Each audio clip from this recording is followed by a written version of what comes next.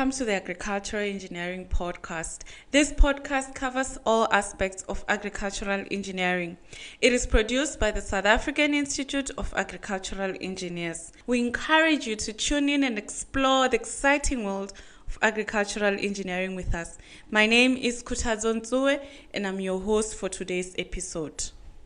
Today, we are featuring a story of innovation that starts in South Africa and has the potential to change classrooms across the globe. I am thrilled to introduce two exceptional young South African students, Gustav Heesen and Johan Vorster. These two have achieved something truly remarkable. They became the first grade 7 learners ever to be named overall winners of the Gauteng Imbewu Science Fair, later placed as second runner-up nationally at the National Imbewu South African Science Fair, and have now earned an opportunity to represent South Africa at the 2026 Genius Olympiad in Rochester, New York.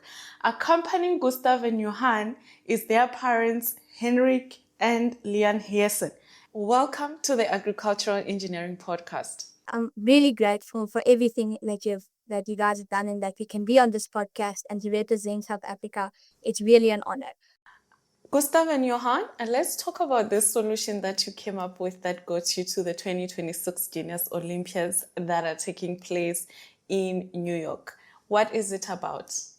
I would like to say that our project is about AI test marking. So we saw that a lot of teachers, especially in our school and other schools, they spend a lot of time marking, and sometimes they don't have enough time to teach us effectively because they need to mark the tests. Yes. And also, it is slightly inconvenient for them to need to mark all these tests. And we know a lot of teachers really don't enjoy this job enough.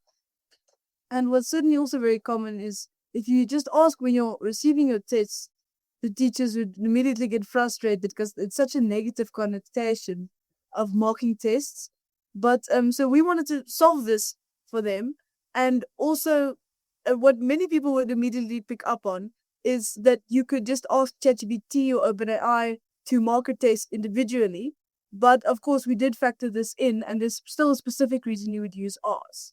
Yeah. So we use N8N and Docker to initiate a workflow that starts at a Gmail trigger. So you send it images of a test with the memo to the special email account called Expobot2025@gmail.com. And then that Gmail account will reply with the test being marked and ready with a breakdown, and gives you personalized feedback on every question, correct or wrong, and why. So it's actually quite accurate.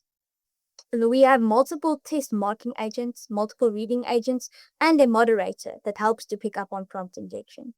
So to be very clear on that, there's no digital shift in how the tests are written.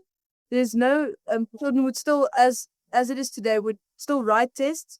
The only difference is that teachers will then send in the tests via email, and it would then be marked by an AI.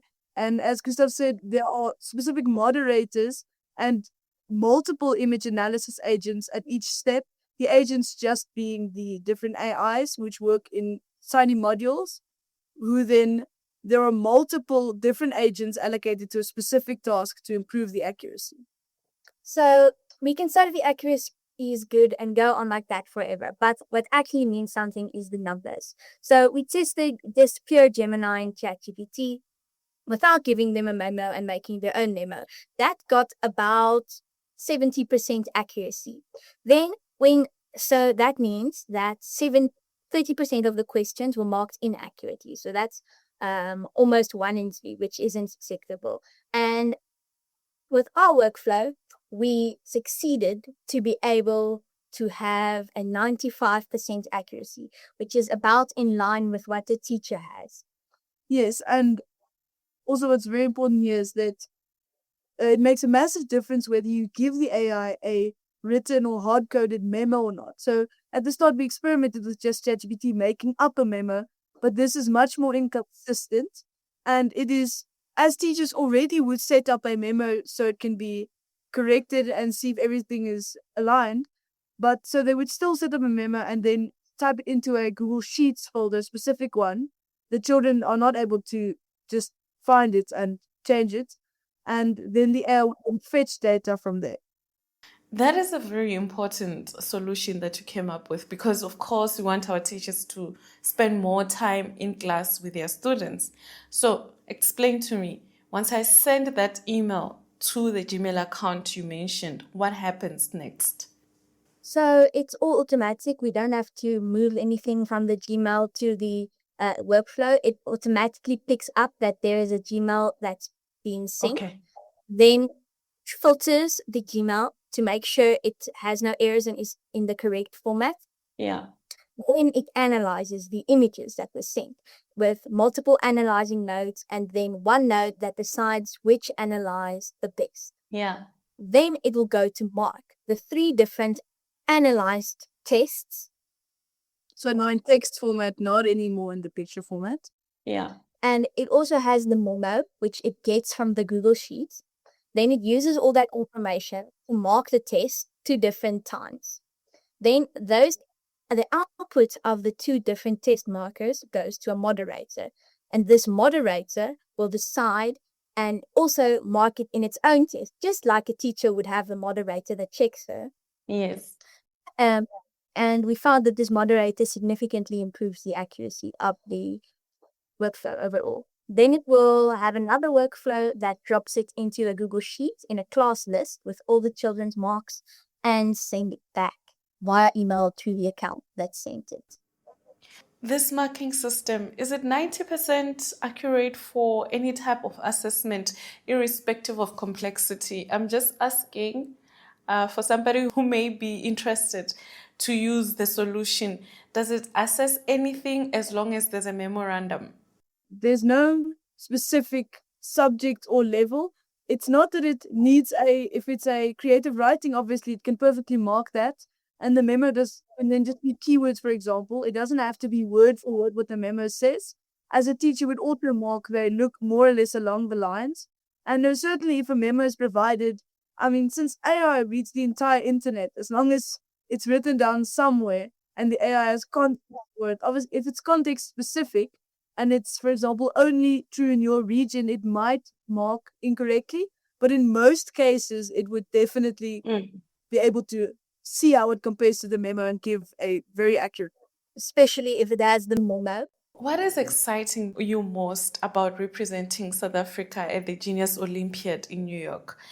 I mean, the list is long. You are going to be among geniuses from all over the world. And what is it that you hope to learn and take away from this experience?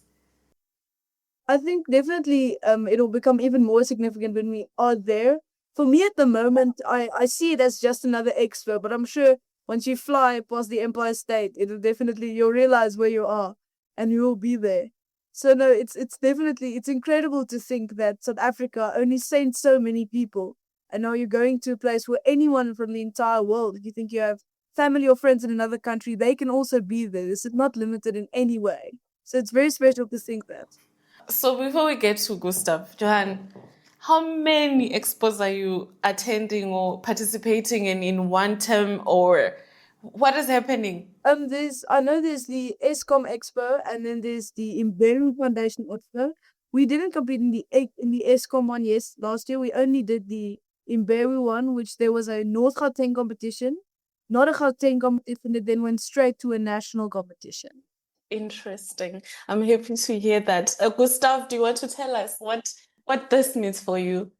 Yes. I also want to add, I just think this is an incredible honor to represent South Africa, and we really wish to inspire our grade and all the other children around us to use and be creative and actually work on their ideas, because it can pay off. Before we decided to do the expo and work really hard on this, we didn't know that we potentially could be good in this. And once we tried, we saw that this is one of the things that we really were interested in and really liked. And once again, it's an incredible honor, and we really look forward to representing South Africa at the Genius Olympiad.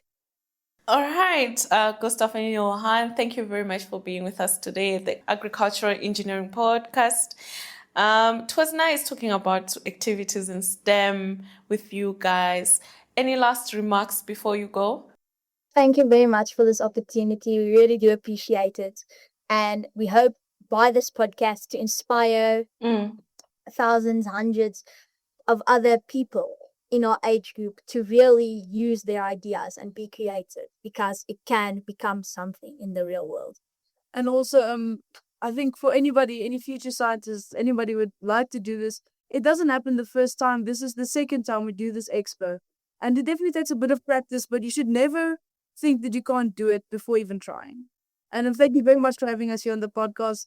We look forward a lot to representatives of Africa. So let us hear the opinions of the parents. With us is Heinrich and Lianne, who will be telling us about what they think about these opportunities. Heinrich and Lianne, tell us, how has it felt to see your children's projects being selected as a finalist for any international competition? What does it mean for you and for their future? Like I was saying to them, I looked at that list of projects that are going to the Olympiad. I'm like, this is such a great opportunity for them. How do you feel? Yo, so many tears. We cried when we heard. No, we're still crying. Yeah. I think we're still in disbelief. We're double checking the list every few days to make sure it's really them. So we're very proud. But it is it's really unexpected. So we didn't even know that it was possible. Also, I mean, these kids, essentially primary school kids, because it was their project in grade 7 that they're going for now. So no, we're very proud, and we also saw how hard they worked, because they worked weekends in and out and at night and on WhatsApp videos. They talked, so they really did put in a lot of effort. It's not like it wasn't a quick thing. So we are happy for them that it paid off, and that they had the opportunity to go overseas for the first time in Gustav's life of going. Yes. And actually, fly in a plane and go and meet kids from his peer group, but globally, and see actually what the competition is like and what ideas they have. So it's very, very, we're very grateful for the opportunity. I can't add much to that, but we're. I just wanted to say the stars kind of aligned. Johan's mother works in the environment of understanding the outreach required for all the schools to really make stuff work. So Johan really understands that problem. And Gustav came with, he understands the AI stuff because that's my job and I talk about it a lot. So it was kind of influences, and the influences got together and they came up with this project themselves. And, I just gave them the tools and then they ran, and they really did something extraordinary. So we're very proud of them. And it is a great honor that suddenly we're representing South Africa. We're going somewhere to do that. We are sharing this story today because the family is currently trying to get word out to people who care about STEM, education, and young innovators for that matter. We know that participation comes with significant costs. That is for flights, accommodation, registration, and whatnot. Could you share what kind of support you need to make this journey possible, and how can our listeners help? So anything really would be really helpful. So we've set up a Back a Buddy campaign for them to try and raise the funds. It works out so the participation in the expo itself has quite a high cost, and then the registration and the flights and the visas. And so it comes to quite a lot, especially because they're underage and they also need chaperones to go with them to be able to go. So in the end, there's 4 people going. So it's Johan's mom is going with him, and then Gustav's dad's going with him. And all in all, we've set up the Back a Buddy target for 120,000 Rand for the 2 of them. So the parents, we are paying our part. For the 2 of them, it comes to about 60,000 Rand each. We've already sort of got a couple of friends and family to donate to the Back a Buddy who's supporting them. And there's been a few companies who's also contributed. So we are trying to see if we can get to that target for them to be able to go. So if anybody does have a spare rand or two to contribute, we would really appreciate it. Or just sharing their campaign and their story as well and trying to get exposure for them. Thank you, Lianne and Heinrich, for that. Just to clarify, when is this competition happening? It starts on the 8th of June, so they would need to fly a couple of days before then, and then they turn on I think it's about 5 days. The whole week. Even allow just after it, but we're trying to make sure we get everything before so we can get there. And the contributions we have has already helped because we're getting everything in place. Yeah. Well, you have heard from the young learners who have developed a machine learning tool, which is an AI test marking system, Gustav and Johan. And also, there are parents who are talking to the STEM community, philanthropists, and anyone who has a rand, dollar, pound, any money to spare to make their trip to the 2026 Genius Olympiad possible. Please look out for the information in the description box, and thank you for listening to the Agricultural Engineering Podcast. Please do not forget to like, share with anyone who might have interest. With that said, until the next episode, it is goodbye for now. Thank you. Okay, thank you so much. Thank you so much.